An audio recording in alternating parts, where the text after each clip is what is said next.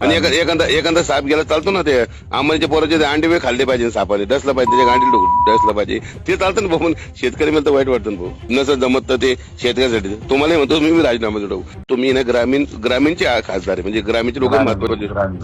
Hello, बनतो तर रमेश पाटील बोलतो मी, संभाजीनगर मधून. बोला ना पाटील साहेब. काय झालं माहिती का दादा, म्हणजे खेड्यापाड्यामधून इतके फोन येऊ लागले, ते खेड्यापाड्याची लाईटच गायब होऊ लागली भाऊ. 6 ते रात्री 9 बरं का, सकाळी 5 ते सकाळी भाऊ. आता शेतकरी लोक आहे का ना, त्यांचे मुलं आहे, विद्यार्थी आहे. मला सांगा एखाद्या शेतकऱ्यांना साप वगैरे डसला किंवा विंचू वगैरे किती असतात बघा, सांगा. मुंगूसा वगैरे काय झालं तर ऐका ना, आता या 2-3 दिवसामध्ये पाऊस न पडल्यामुळं, पाण्याचं प्रॉब्लेम मुळे लाईट प्रॉब्लेम झाल्या निर्माण. आज पाऊस पडलाय बऱ्याच ठिकाणी, उद्या पडल, पण 2 दिवसामध्ये लाईट सगळे सुरू नाही. काय विषय झाला माहिती भाऊ, मला असं वाटतं प्रायव्हेट करत असले माहिती, लाईटचं अंबानी वगैरे देत असेल इथं सरकार वगैरे मिळून. नाही सध्या तरी नाही, असं माझ्या तरी माहिती नाही. माझं काय म्हणे बघा, अंबानीच्या घरात लाईट गेली तर किती वेळा देते भाऊ, 1 मिनिट पण लागत नाही माहिती का. मग शेतकरी पण माणसं भाऊ. शहरी भागामध्ये त्या सगळ्या सुविधा केलेल्या आहेत, ग्रामीण मध्ये केलेल्या नाही. पण बघा, म्हणजे माझे बघा भाऊ, मी कोणालाच वाईट बोलत नाही बरं का, मला पक्ष कुठे गेले काय घेत नाही. पण मला सांगा शेतकऱ्यासोबत अन्याय का बरं मग भाऊ, सांगा बरं. व्हायला नाही पाहिजे, पण आता शेवटी आता इतके दिवस होत आले, आता ती सुधारणा व्हायला थोडी वेळ लागेल. म्हणजे आणि तुम्ही बघा भाऊ, तुम्ही ना ग्रामीणचे खासदार आहे, म्हणजे ग्रामीणचे लोक महत्वाचे. आणि एखादा साप गेला चालतो ना, ते आंबाच्या पोराचे अंडे वेळ खाल्ले पाहिजे सापाने, डसला पाहिजे, त्याच्या गांडी डसला पाहिजे, ते चालतं ना भाऊ. शेतकरी मला तर वाईट वाटतं ना भाऊ. काय शेवटी मी आता माझ्याकडचे सगळे सिंगल फेस फिडर बसून घेतले. मी आता 5 आमदारांना फोन केला, खासदारांना. त्यांना म्हणलं राजीनामा देऊन टाका बाबा, नसं जमत तर ते शेतकऱ्यासाठी. तुम्हाला म्हणतो मी राजीनामा देऊ. बघा प्रेमाने म्हणतो बरं का, वाईट विषय म्हणते, पण भाऊ शेतकऱ्यांचं काय घेऊन टाकू, काय चिंता करू. ओके बस, ओके, थँक्यू. बघा ना, पक्ष बदलला म्हणून नाही बरं का, फक्त शेतकऱ्यावर अन्याय होतो म्हणून. मला काही घेणे कोणत्या पक्षाची बरं का. ओके. तर मंडळी, हे होते रमेश पाटील.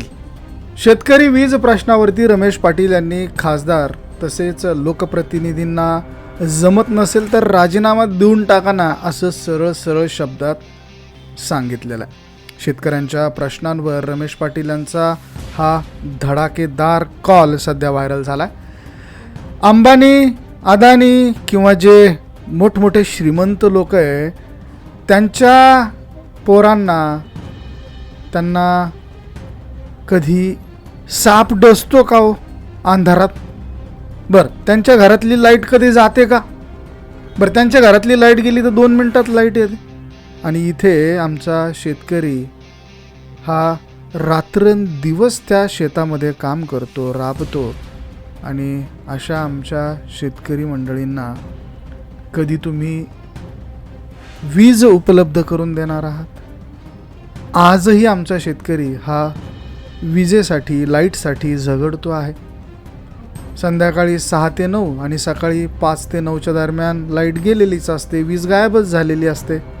अंधारामुळे शेतात साप, विंचव यांचा धोका आहे आणि आमच्या मंडळींना तो धोका जाणवतोय. तो तशा पद्धतीनं आमचे शेतकरी बांधव हे ग्रस्त होतात. शेतकऱ्यांचे प्रश्न जर तुमच्याकडनं सुटत नसतील तर तुम्ही राजीनामाच देऊन टाका, असं थेट यावेळेस संजय जाधव, जे परभणीचे खासदार आहे, त्यांना रमेश पाटील यांनी सांगितलं. पण या कॉल रेकॉर्डिंगची पुष्टी मात्र आम्ही करत नाही. पण प्रसिद्ध असे कॉल रेकॉर्डिंगच्या माध्यमातून प्रसिद्ध झालेले रमेश पाटील यांनी जे खेड्यातल्या, ग्रामीण भागातल्या वीज टंचाईचा जो काही प्रश्न आहे, तो प्रश्न खासदार संजय जाधव यांना विचारला आणि त्यांनी धारेवर धरलेला आहे. रमेश पाटील यांनी संजय जाधव यांच्याशी संवाद साधत असताना ग्रामीण भागातल्या विजेच्या संदर्भात तीव्र नाराजी व्यक्त केली. ते म्हणाले की संध्याकाळी 6 ते 9 आणि 5 ते 9 या वेळेत वीज गायब होते. शेतकऱ्यांना अंधारात काम करावं लागतं आणि या अंधारामुळे साप, विंचू यासारख्या विषारी प्राण्यांचा धोका वाढलेला. शेतकऱ्यांच्या मुलाला जीवाचा धोका निर्माण झाला आणि त्याकडे आपण लक्ष दिलं पाहिजे, असं यावेळेस रमेश पाटील यांनी नमूद केलं. म्हणजे याबद्दल तुमचं मत काय? तुम्हाला काय वाटतं? कमेंटमध्ये अवश्य नोंद करा.